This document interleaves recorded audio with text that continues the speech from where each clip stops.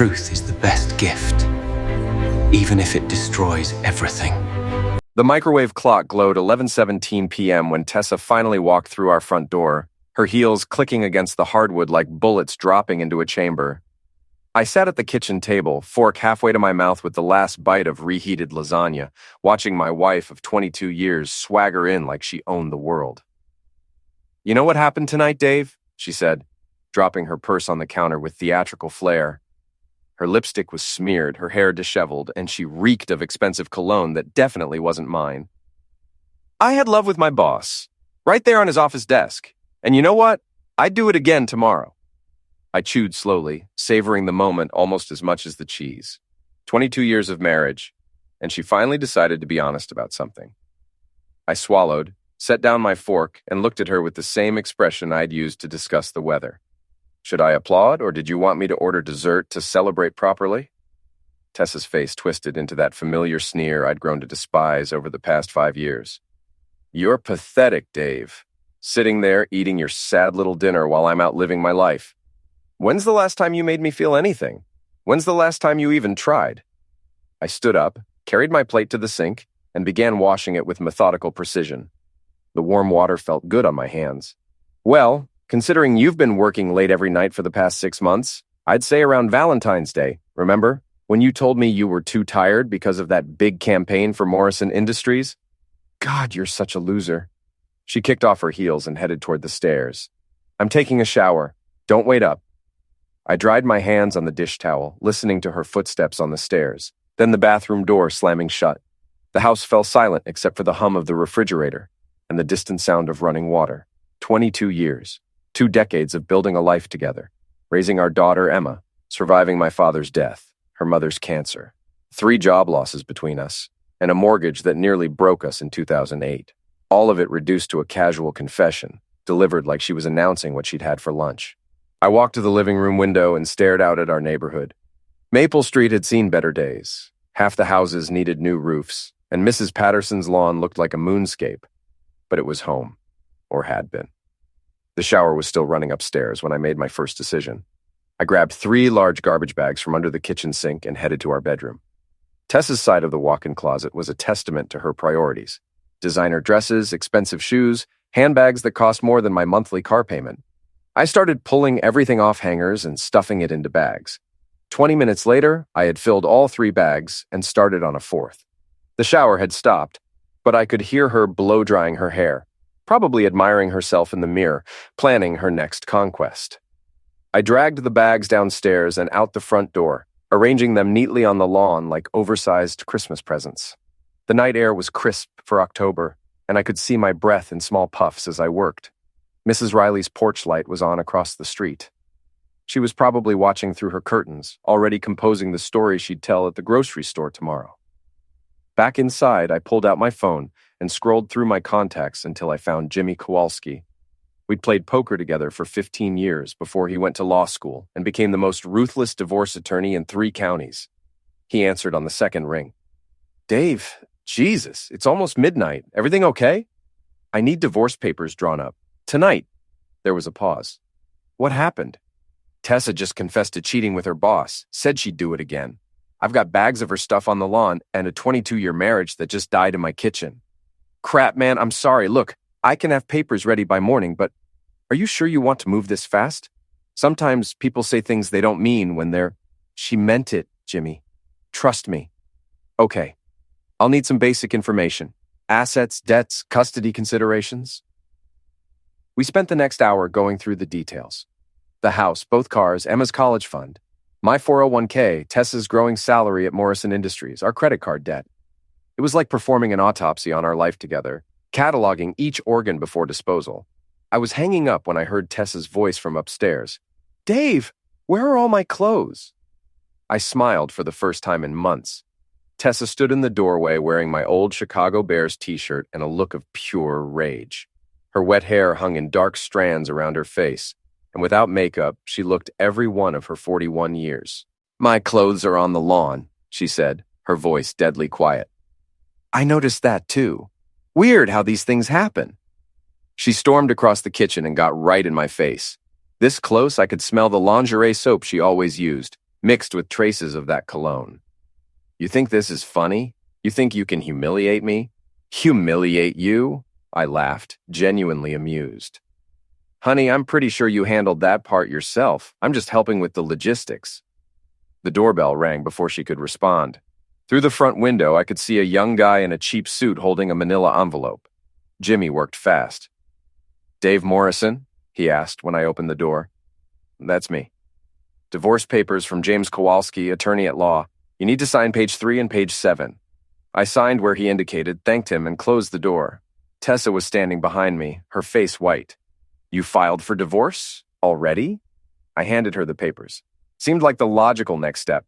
You'll notice I'm not asking for alimony, and I'm willing to split everything 50-50, even Emma's college fund, though she's legally an adult now. Tessa sank onto the couch, staring at the documents. Dave, maybe we should talk about this. Maybe we can work things out.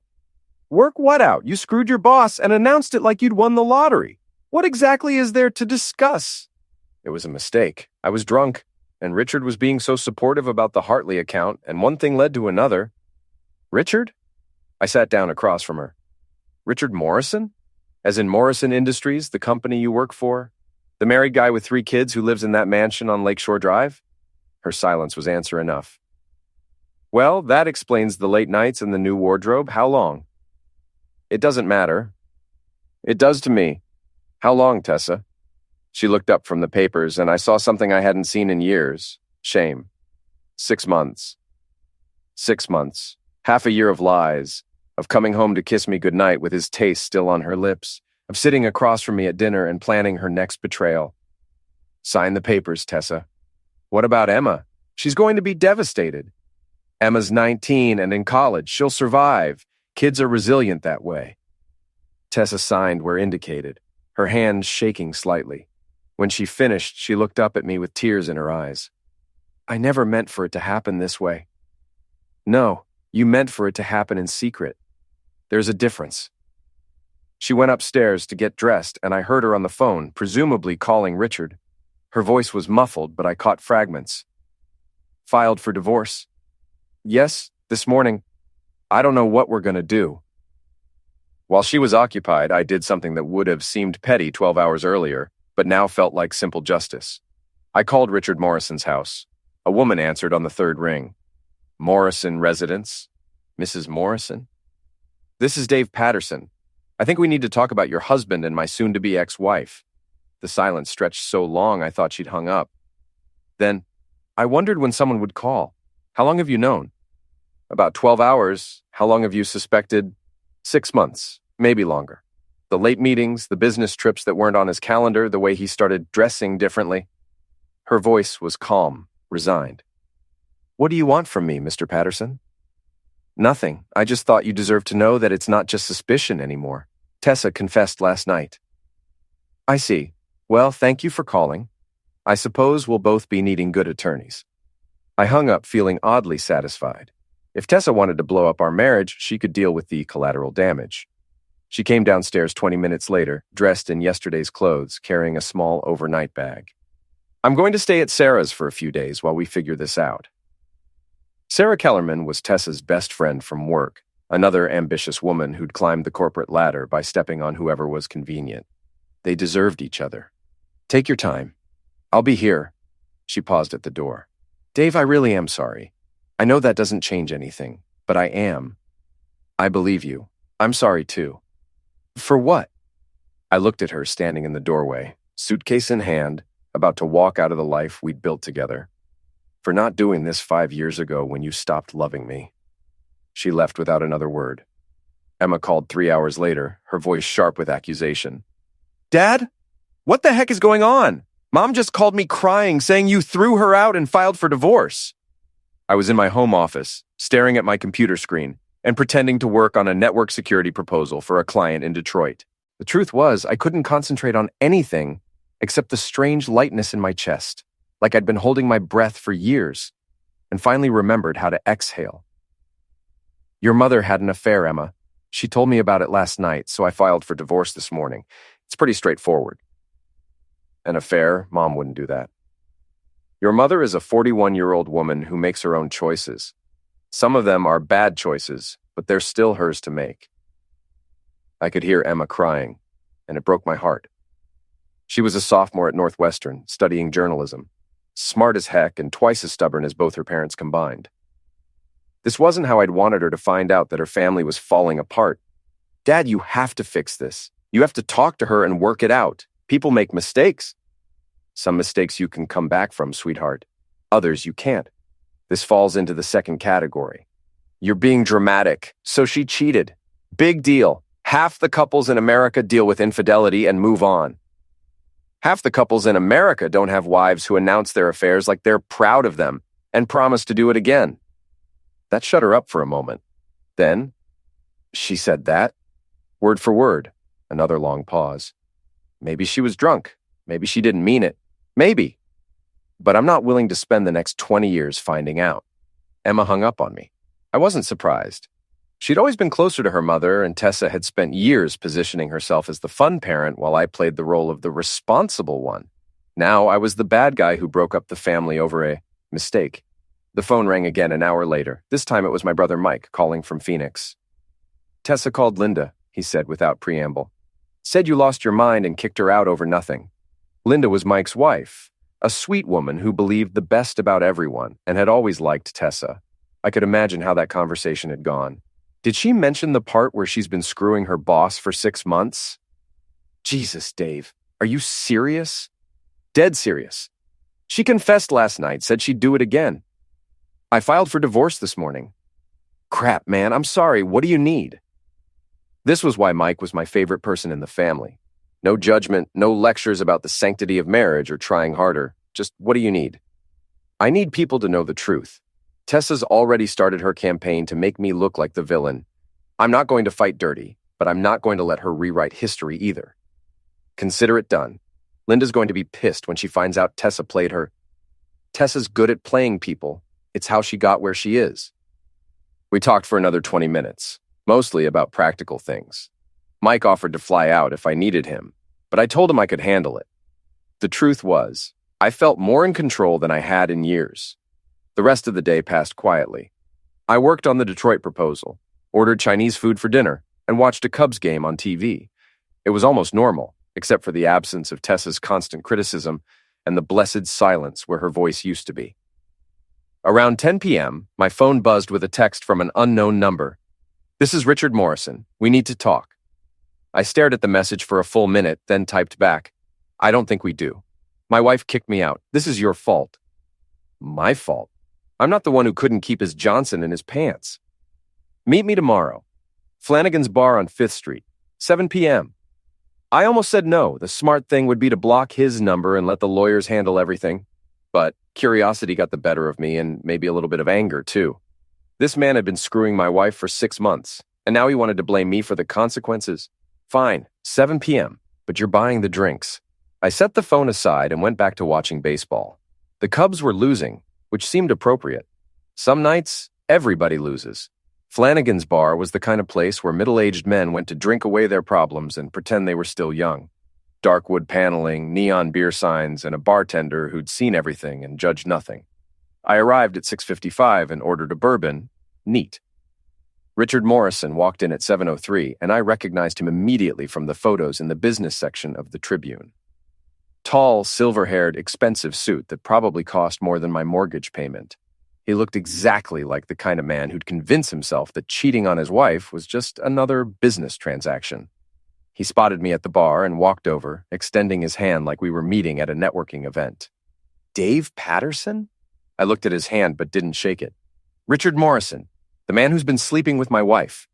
He dropped his hand and sat down on the stool next to me. This is awkward for both of us. No, it's awkward for you. I'm just having a drink. The bartender came over, and Richard ordered a scotch on the rocks. Top shelf, of course. When it arrived, he took a sip and turned to face me. Look, Dave, I know you're angry, but we're both victims here. I nearly choked on my bourbon. Victims? How exactly are you a victim, Richard? Tessa pursued me. She made it clear she was unhappy in her marriage, that you two were basically roommates. She said you hadn't touched her in years. And you believed her? Why wouldn't I? She's an attractive woman, obviously intelligent, and she seemed genuinely lonely. I signaled the bartender for another drink. This conversation was going to require more alcohol. Let me ask you something, Richard.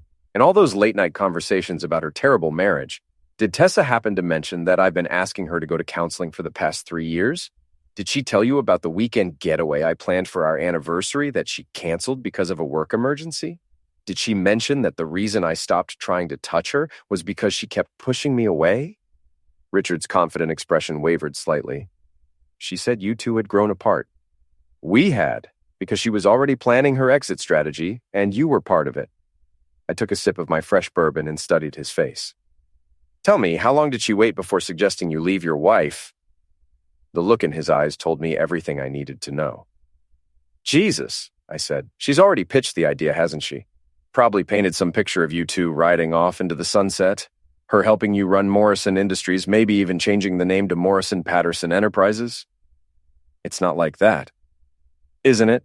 Let me guess. She told you she never really loved me, that she only stayed because of Emma, but now that Emma's in college, she's free to follow her heart. She probably said you two have a connection she never had with anyone else. Richard was staring into his drink now, and I could see the wheels turning. Maybe he was remembering other conversations, other promises that suddenly seemed less sincere. The thing is, Richard, Tessa's not wrong about us growing apart. Our marriage has been over for years, but the reason she stayed wasn't Emma. It was money. My money specifically. The house is in both our names, but I put down the down payment with inheritance money from my father. The college fund for Emma? That's mostly my 401k contributions. Tessa makes good money now, but 5 years ago when she was climbing the corporate ladder, guess who paid the bills? I finished my second bourbon and stood up. So, congratulations, Richard. You didn't just sleep with my wife. You ruined yourself, because now she's going to come after half of everything I've built. And when that's settled, she'll come after half of everything you've built. And the really beautiful part, she'll probably do it to you exactly the same way she did it to me. I threw a 20 on the bar and headed for the door. Richard called after me. Dave, wait. I turned back. What? What am I supposed to do now? I looked at this powerful, successful man who just realized he'd been played by someone smarter and more ruthless than he was, and I almost felt sorry for him. Almost. Same thing I'm doing. Pick up the pieces and try not to make the same mistake twice. I left him sitting at the bar, staring into his drink like it might contain answers. Outside, the October air felt good on my face, and I realized I was smiling. For the first time since this whole mess started, I felt like I'd won a round. The next morning brought a phone call that I'd been expecting but dreading. Tom Bradley, my best friend since college, the best man at my wedding, and the godfather to Emma. We'd been having monthly poker games for 15 years, along with Richard Chen and Marcus Webb, 2 other guys from our old neighborhood. Dave, what the heck is going on? Tessa called Janet last night crying about how you'd lost your mind and thrown her out over some misunderstanding. Janet was Tom's wife, another member of Tessa's carefully cultivated support network. I could picture the scene. Tessa in Sarah's guest room, tissues in hand, spinning her version of events to anyone who'd listen. No misunderstanding, Tom. She's been having an affair for 6 months. She told me about it Tuesday night, said she'd do it again. I filed for divorce Wednesday morning. Come on, man. Tessa wouldn't do that. You guys have been together forever. 22 years. Apparently that doesn't mean as much as I thought it did. There was a long pause. Look, Dave, I know you've been going through a rough patch, but don't you think divorce is kind of extreme? Maybe you should try counseling. I felt something cold settle in my stomach. A rough patch? Tom, she confessed to cheating. What part of that sounds like something counseling can fix? People make mistakes when they are unhappy. Janet thinks maybe Tessa was just trying to get your attention, you know? Like a cry for help. A cry for help. I repeated the word slowly, tasting the bitterness. She cried for help by sleeping with her boss on his office desk. You don't have to be crude about it. Crude? Tom, she was crude. I'm just reporting the facts. Another pause. Janet thinks you're having some kind of midlife crisis. The way you've been acting lately, throwing Tessa's stuff on the lawn, embarrassing her in front of the neighbors. It's not like you... And there it was.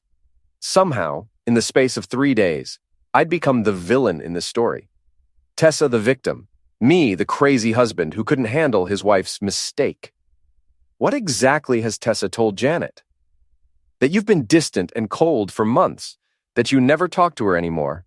Never show her any affection. That she was lonely and made a bad decision. But instead of trying to work things out. You humiliated her. I sat down heavily in my kitchen chair. This was Tessa's genius. Take every legitimate complaint I'd had about our marriage and flip it around. Make it my fault that she checked out emotionally years ago. Tom, 3 months ago I suggested we take a vacation together. Just the two of us, maybe go to that bed and breakfast in Door County we used to talk about. You know what she said? What? She said she was too busy with work, maybe next year. 2 months ago I made dinner reservations at Chez Laurent for our anniversary. She canceled an hour before because Richard Morrison needed her to review a presentation. Last month, I suggested we start having date nights again, maybe once a week, just to reconnect. She said it sounded forced and artificial. Maybe she was already feeling guilty about the affair. Or maybe she was already planning to leave and didn't want to complicate things by pretending she still cared. Tom sighed. Look, Dave, I'm not taking sides here. I'm just saying maybe you should think about this before you do something permanent. Tessa's a good woman. You two have history. Had history. Past tense. What about Emma? What about the life you've built together? Emma's an adult, and the life we built together ended the night Tessa decided to build a new one with someone else. We hung up a few minutes later, and I knew our friendship would never be the same. Tom had chosen his side, and it wasn't mine. I wondered how long it would take for the rest of our circle to follow suit. I didn't have to wait long. By Friday, I had my answer. The monthly poker game was scheduled for Saturday night at my house, same as always. I spent Friday cleaning, buying beer and snacks, setting up the card table in the basement. It was routine, comforting, normal. Saturday afternoon, Tom called. Dave, we're going to have to cancel tonight. Why? Someone sick? It's just, with everything going on, we think it might be better to skip this month. Everything going on? You mean my divorce? It's awkward, man. Richard and Marcus both think you're handling this badly, and honestly, so do I. Maybe you should talk to someone. Get some perspective. What kind of perspective do I need, Tom? My wife cheated on me. I divorced her.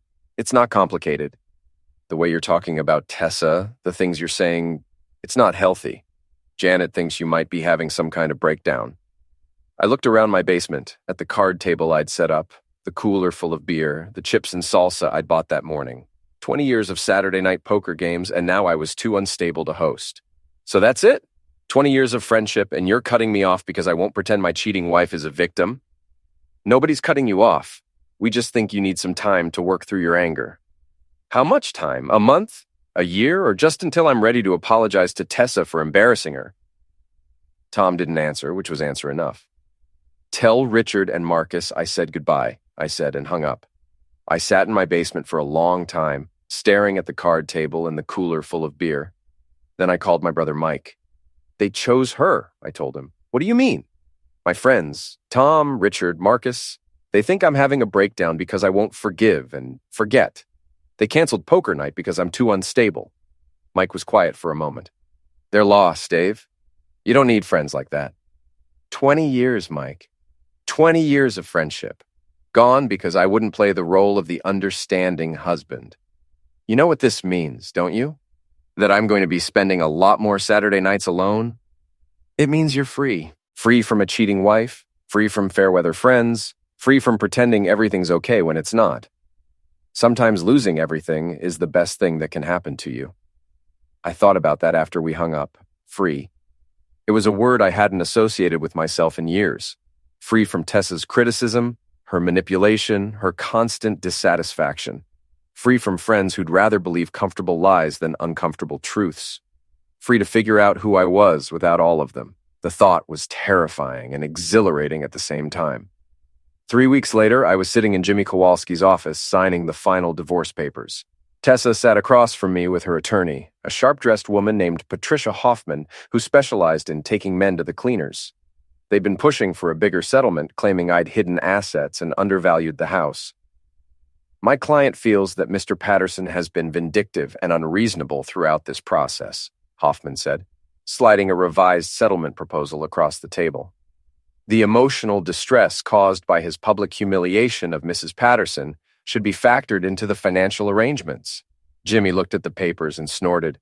Emotional distress? Your client confessed to adultery and announced she'd do it again.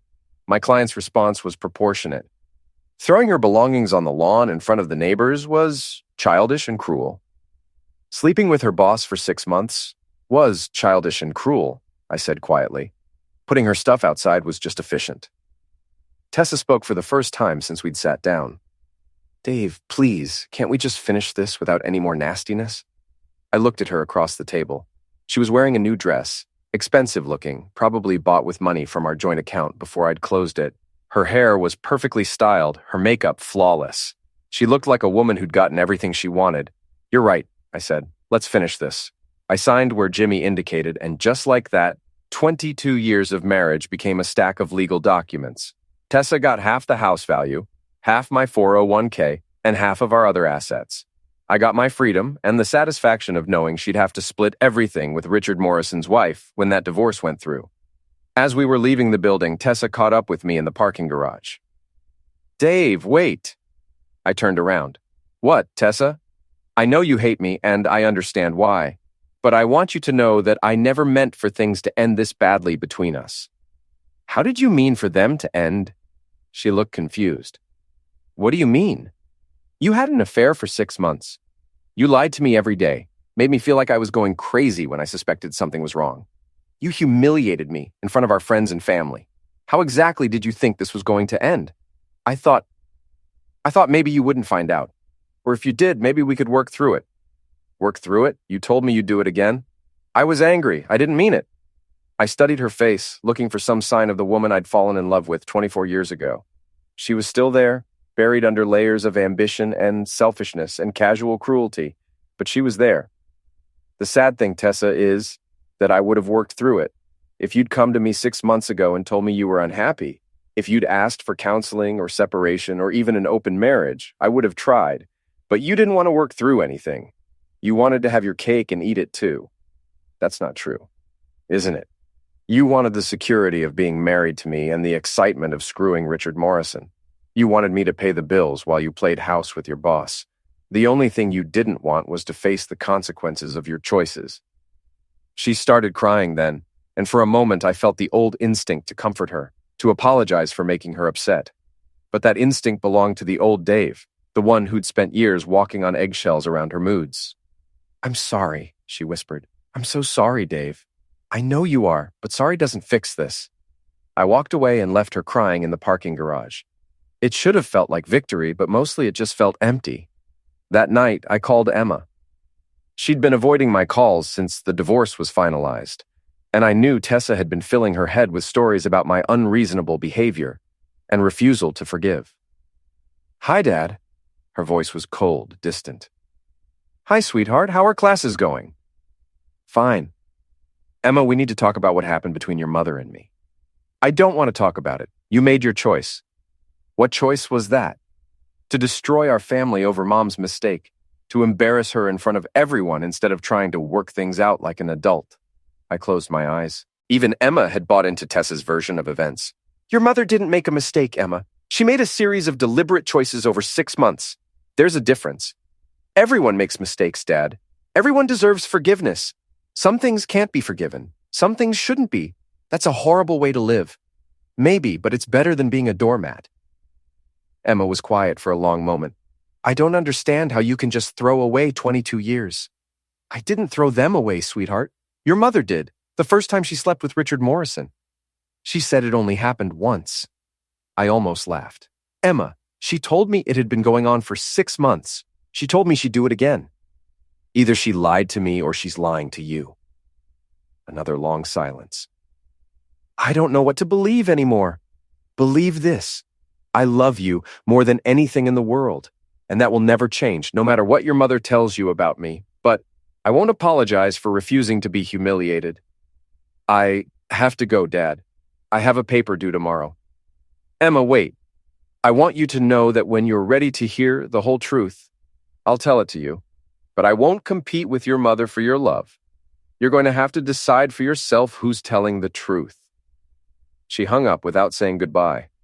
I sat in my empty house, surrounded by the silence that had become my constant companion, and wondered if this was what victory was supposed to feel like. 2 months after the divorce was finalized, I was at the grocery store when I ran into Janet Bradley, Tom's wife.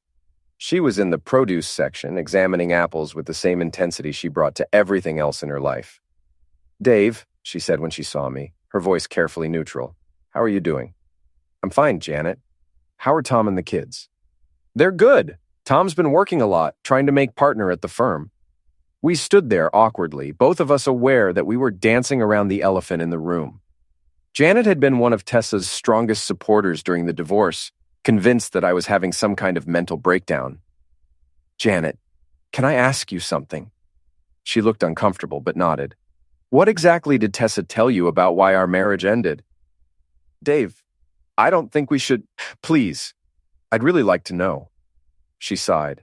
"She said you two had been growing apart for years, that you'd become cold and distant, that you never talked to her anymore. She said she made a mistake with a coworker just one time, and instead of trying to work through it, you threw her out and filed for divorce." "One time?" "That's what she said. She was devastated, Dave. She said she'd never seen you so angry, so cruel.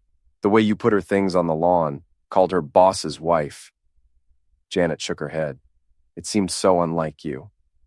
I pulled out my phone and scrolled through my photos until I found what I was looking for. Screenshots of text messages I discovered on Tessa's old phone, the one she'd forgotten to wipe before throwing it in a drawer. "Janet, I want to show you something, but I need you to promise me that you'll think about what it means." I handed her the phone. The messages were explicit, detailed, and dated.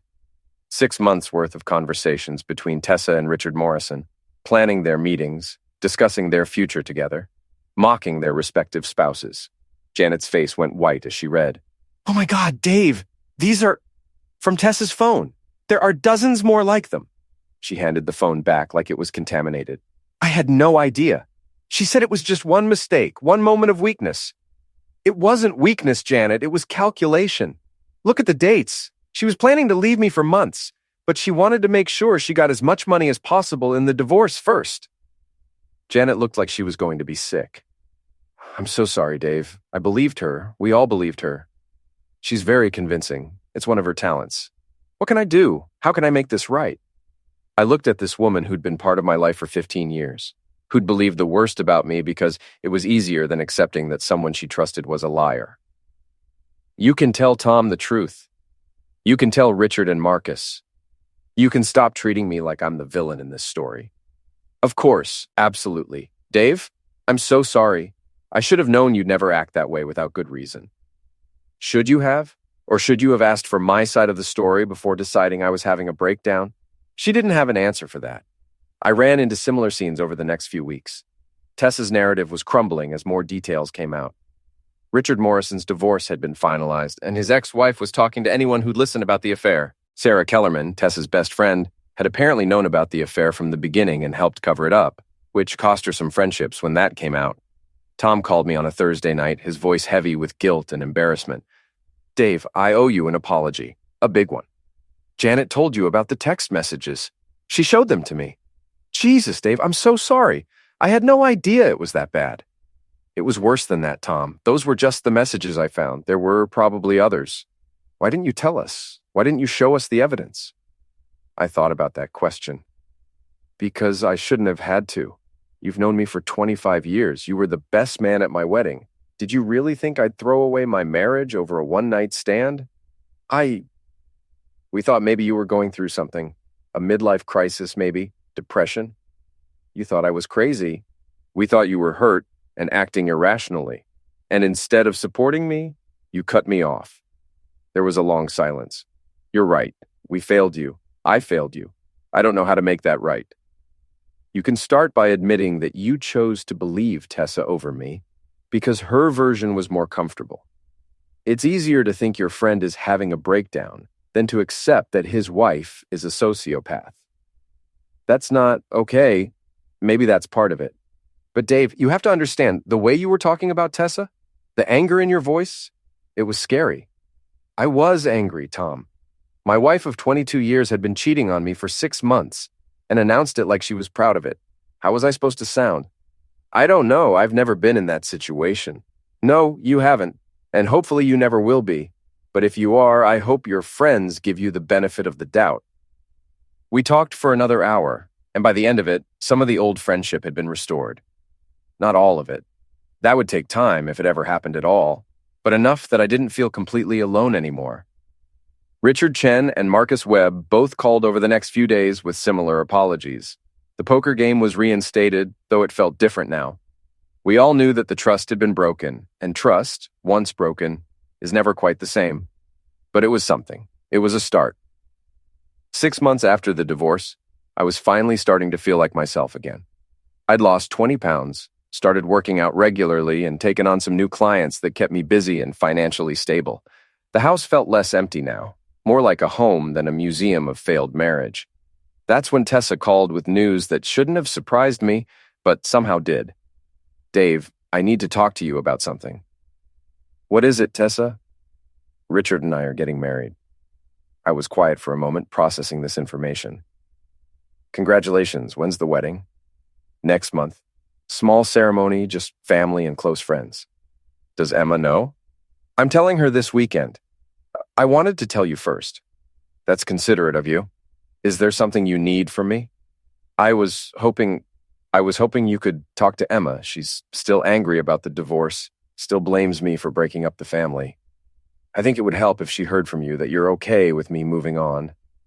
I almost laughed. Even now, even after everything, Tessa wanted me to make her life easier.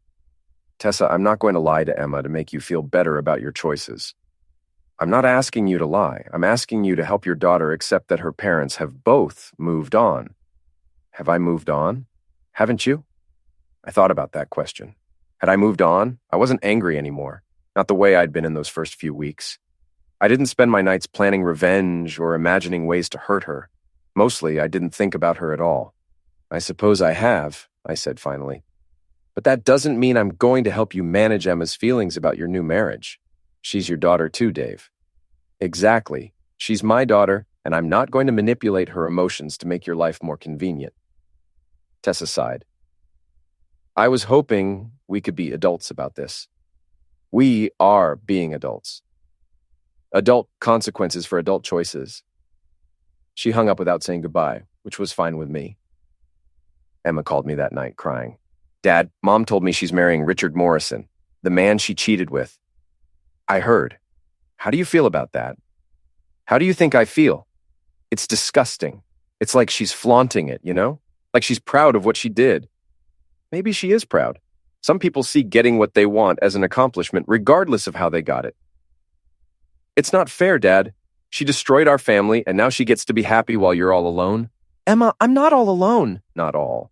And more importantly, I'm not unhappy." "Really?" I looked around my living room. I'd redecorated after the divorce, gotten rid of the furniture that reminded me of Tessa, and bought things I actually liked. The walls were painted a warm blue instead of the beige Tessa had insisted on. My books were on the shelves, my music was on the stereo, my life was my own. "Really, your mother didn't destroy our family, sweetheart. She ended a marriage that should have ended years ago. There's a difference." "But don't you miss her?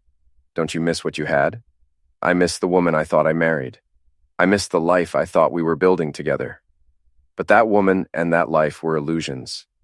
I don't miss the reality of what our marriage actually was." Emma was quiet for a long time. "I don't know if I can go to the wedding." "That's your choice to make. But whatever you decide, make sure it's based on what you can live with, not on anger or loyalty to me." "What would you do?" "I'd probably skip it, but I'm biased." She laughed, the first genuine laugh I'd heard from her in months. "Yeah, you are. Emma, I want you to know something. Your mother isn't evil. She's not a monster. She's just someone who makes selfish choices and then convinces herself they're justified. That doesn't make her happy, and it doesn't make her life enviable." "How can you say that? She got everything she wanted." "Did she? She wanted security and excitement, stability and passion. She wanted to be married to me and sleep with Richard Morrison. She wanted our friends to support her and our family to understand her. She wanted to have her cake and eat it too." "And she did." "No, Emma. She lost our friends when the truth came out. She lost the respect of our family. She lost you, at least partially. And she's about to marry a man who cheated on his wife with her, which means she's marrying someone she knows can't be trusted.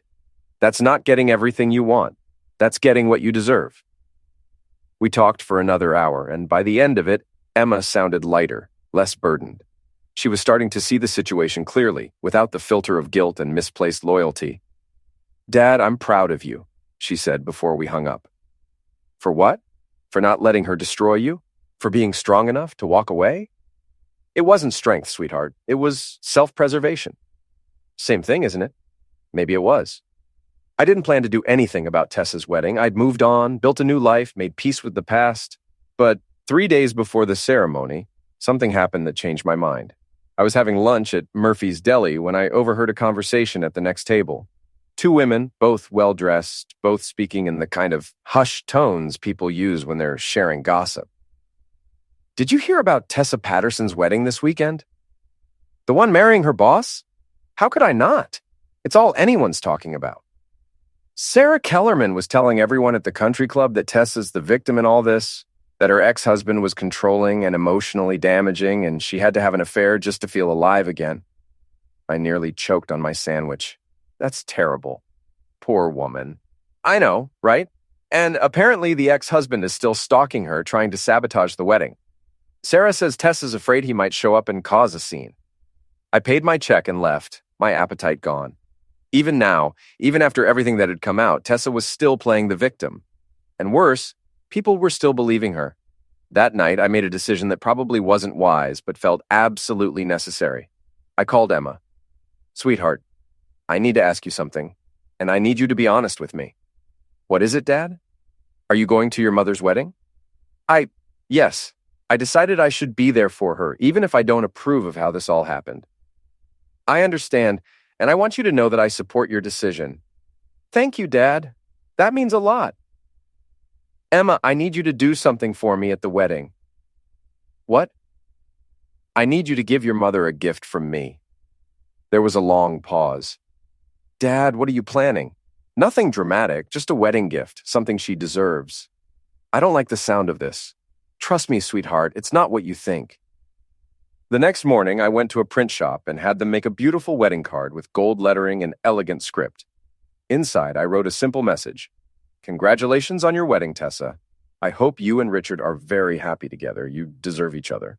Along with the card, I included a small gift box. Inside the box was a flash drive containing copies of all the text messages between Tessa and Richard during their affair, along with emails I'd found on her laptop detailing her plans to leave me and take as much money as possible in the divorce.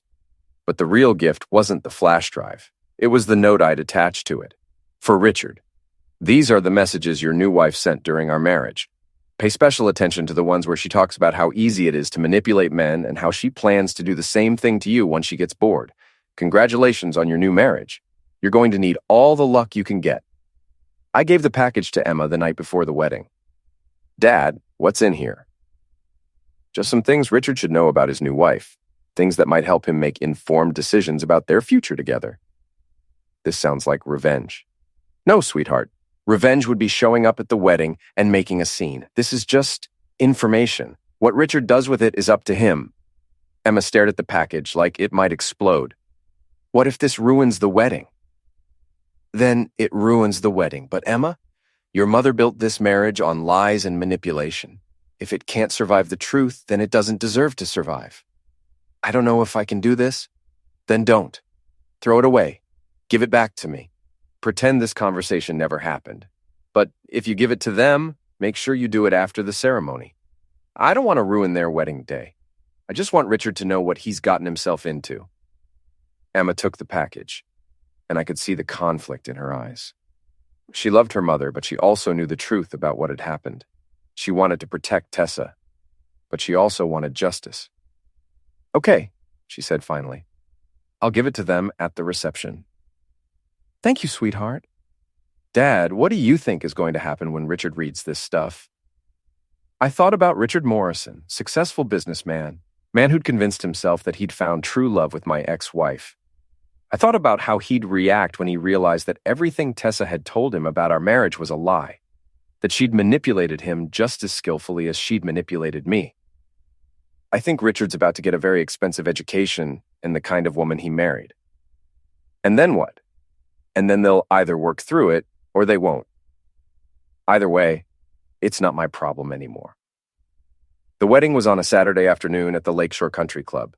the same place where Tessa and I had celebrated our 10th anniversary. I spent the day working in my garden, planting bulbs for next spring, trying not to think about what was happening across town. Emma called me at 8 o'clock that evening. "Dad, I did it. I gave them the package during the reception. How did they react?" Richard opened it right there at the head table. I watched his face while he read the note and looked at the flash drive. He went completely white, Dad. Then he excused himself and went outside. "What about your mother?" She followed him. I could see them through the window, arguing in the parking lot. She was crying. He was shouting. Then he got in his car and drove away. He left his own wedding reception? He left his own wife, Dad. Mom came back inside, made some excuse about Richard having a family emergency, but everyone could tell something was wrong. The reception ended early. I felt a strange mix of satisfaction and sadness. Satisfaction that the truth had finally come out. Sadness that it had happened on what should have been Tessa's happiest day. "How is your mother?" "Devastated. She's staying at Sarah's again. She called me an hour ago crying, asking if I knew what was in that package." "What did you tell her?" "I told her the truth, that you wanted Richard to know who he was marrying. And she said you're a vindictive bastard who can't stand to see her happy." I laughed, genuinely amused. "Even now, it's my fault." "Dad, did you know this would happen? Did you know Richard would leave her?" I thought about that question. Had I known? Or had I just hoped? I knew that Richard deserved to know the truth about the woman he was marrying. What he did with that information was up to him. "Mom wants to know if you'll take her back." That stopped me cold. "What?" She said maybe this was all meant to happen. Maybe it was a sign that you two are supposed to be together. She said she's learned her lesson and she'll never cheat again. I was quiet for a long moment, processing this information. After everything that had happened, after all the lies and manipulation and betrayal, Tessa thought she could just come back. "Emma, what did you tell her?" "I told her she was crazy if she thought you'd take her back after what she did." "And what did she say?" "She said people make mistakes and marriage is supposed to be about forgiveness." "Some mistakes can't be forgiven, sweetheart. Some bridges once burned can't be rebuilt." That's what I told her. Good, because I'm not the same man she left, and I'm not interested in being her safety net when her other plans fall apart. We talked for a few more minutes, and then Emma had to go. She was driving back to school in the morning, eager to get away from the drama and focus on her studies. After we hung up, I sat in my living room thinking about the day's events. Tessa's marriage had lasted exactly 6 hours. Richard Morrison had learned the truth about his new wife and decided he wanted no part of it. Justice, in its own way, had been served. But I didn't feel victorious. I felt tired and sad and ready to close this chapter of my life once and for all. I poured myself a bourbon, raised it in a toast to my empty living room, and said out loud, "Here's to new beginnings." Then I drank it down and went to bed, sleeping better than I had in months. #. Epilogue. 1 year later, I was at Emma's college graduation when I saw Tessa for the first time since the divorce was finalized. She was sitting 3 rows ahead of me, alone, wearing a simple black dress and looking older than her 42 years. After the ceremony, we found ourselves standing awkwardly by the reception table, both waiting to congratulate Emma. "Hello, Dave," Tessa said quietly. "Tessa, how are you?" "I've been better. You?" I'm good, really good." She looked at me carefully, taking in the weight I'd lost, the new confidence in my posture, the genuine smile on my face. "You look happy." "I am. I'm glad. I know you probably don't believe that, but I am." Emma appeared before I could respond, radiant in her cap and gown, diploma in hand. She hugged us both, and for a moment we looked like a normal divorced family celebrating their daughter's achievement. "I'm so proud of you, sweetheart," I told her. "Thanks, Dad, for everything. For being strong enough to walk away when you had to, and for being there for me even when I didn't understand." Tessa's eyes filled with tears. "Emma, I'm sorry for putting you in the middle of all this. I'm sorry for a lot of things. I know, Mom. We all made mistakes." After Emma left to celebrate with her friends, Tessa and I stood there in uncomfortable silence. "Dave, can I ask you something?" "What?" "Do you ever think about what might have happened if we'd tried harder, if we'd gone to counseling, worked on our problems instead of giving up?" I looked at this woman who'd been the center of my world for over 20 years, who'd broken my heart and changed my life in ways I was still discovering. No, Tessa, I don't think about that. Why not? Because we didn't have problems. You had problems. I had a cheating wife. She flinched. That's not fair. Fair? You want to talk about fair?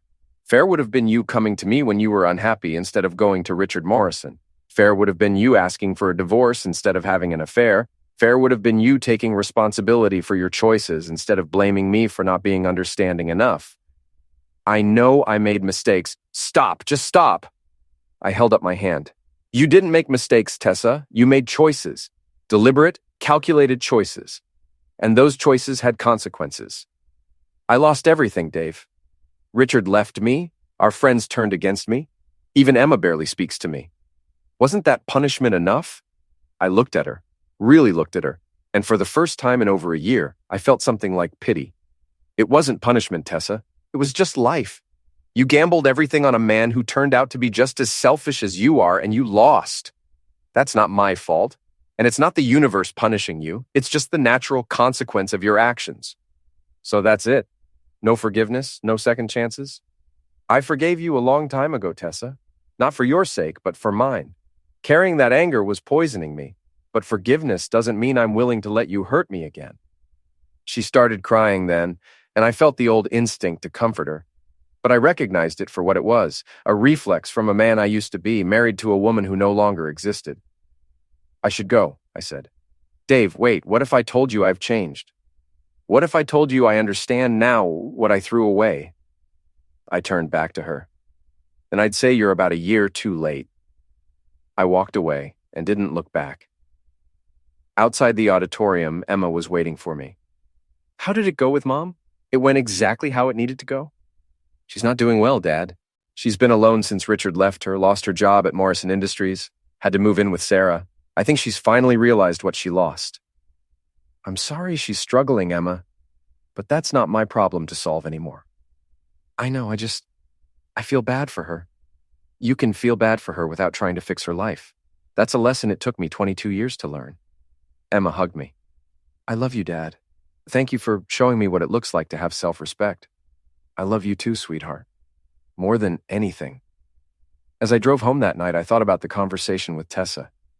A year ago, seeing her cry might have broken my heart. Tonight, it had barely registered as a minor inconvenience. I thought about Richard Morrison, who'd apparently learned his lesson about women like Tessa and was now engaged to a woman his own age who'd never been married before. Smart man. I thought about my friends, who'd slowly worked their way back into my good graces, but would never again have the unquestioning trust they'd once enjoyed. Most of all, I thought about myself. The man I'd become over the past year. Stronger, more confident, less willing to accept disrespect or dishonesty from anyone. It had been an expensive education, but it had been worth every penny. When I got home, I poured myself a bourbon and sat on my back deck, looking out at the garden I'd planted and the life I'd built from the ashes of my marriage. My phone buzzed with a text message. For a moment, I thought it might be Tessa, making one last desperate attempt to rewrite history. But it was from a woman named Jennifer, someone I'd met at a bookstore last month. We'd been on 3 dates, and she was everything Tessa wasn't. Honest, straightforward, genuinely kind. Hope Emma's graduation went well.